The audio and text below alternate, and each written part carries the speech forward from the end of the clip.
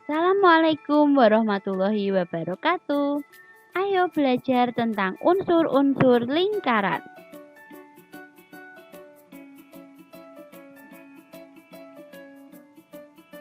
Bersama kelompok 6 yang beranggotakan 1. Bapak Suyatno, 2. Ibu Elsa, 3. Ibu Intan, dan yang keempat Ibu Marlinda.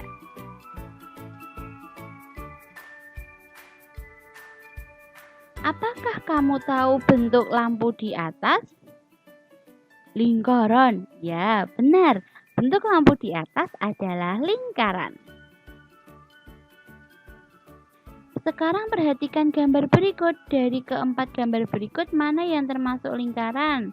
Nah, benar sekali.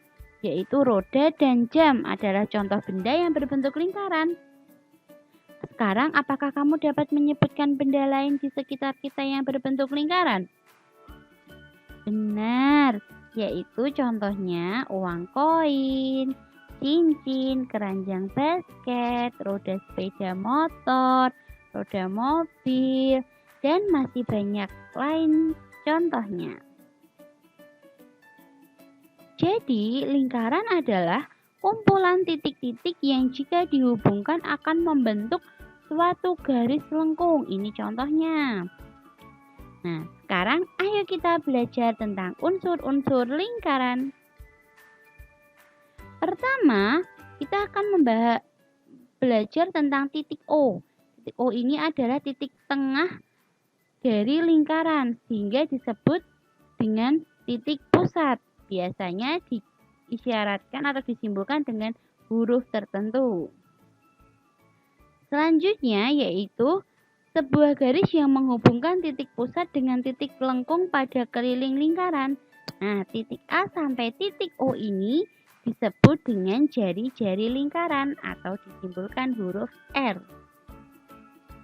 Selanjutnya, garis lurus yang menghubungkan dua titik pada keliling lingkaran yang melewati titik pusat lingkaran.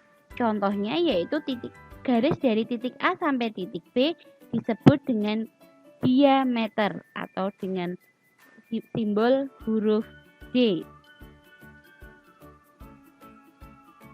Sedangkan garis lurus yang menghubungkan dua titik pada keliling lingkaran yang tidak melewati titik pusat, contohnya yaitu garis dari titik C sampai titik D disebut tali busur lingkaran.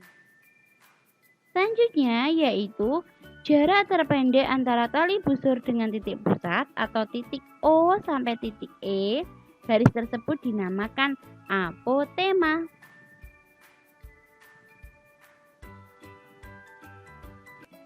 Sedangkan garis lurus dari tali busur, garis lengkungnya dari C sampai D disebut dengan busur lingkaran.